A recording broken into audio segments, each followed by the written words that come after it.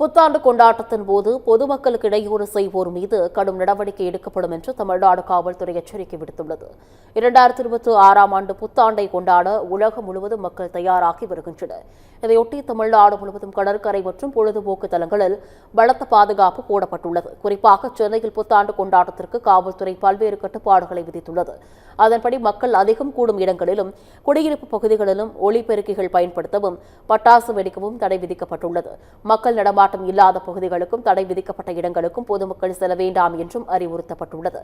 புத்தாண்டு கொண்டாட்டத்தின் போது மாமல்லபுரம் மற்றும் கிழக்கு கடற்கரை சாலை பகுதியில் நள்ளிரவு 1 மணிக்கு மேல் கேளிக்கை நிகழ்ச்சிகளை நடத்தக்கூடாது என்று தனியார் நட்சத்திர ஹோட்டல் நிர்வாகிகளுக்கு காவல்துறை சார்பில் அறிவுறுத்தப்பட்டுள்ளது. புத்தாண்டு வாழ்த்து சொல்வதாக சுற்றுலா வரும் பெண்களை கேலி கிண்டல் செய்பவர்கள் மீது கடும் நடவடிக்கை எடுக்கப்படும் என்று எச்சரித்துள்ள காவல்துறை, விடுதிகள், பண்ணை வீடுகளில் மாலை 6 மணிக்கு மேல் நீச்சல் குளங்களில் குளிக்க அனுமதி வழங்கக்கூடாது என்று தெரிவித்துள்ளது.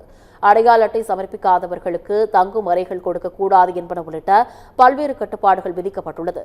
நாளை வரை மெரினா, சாங்தோம், பெசன்ட் நகர் மற்றும் நீலாங்கரை உள்ளிட்ட கடற்கரை பகுதிகளில் பொதுமக்கள் கடலில் இறங்கவோ குளிக்கவோ அனுமதி மறுக்கப்பட்டுள்ளது. ஆவடி, தாம்பரம் உள்ளிட்ட புறநகர் பகுதிகளிலும் பாதுகாப்பு பலப்படுத்தப்பட்டுள்ளது.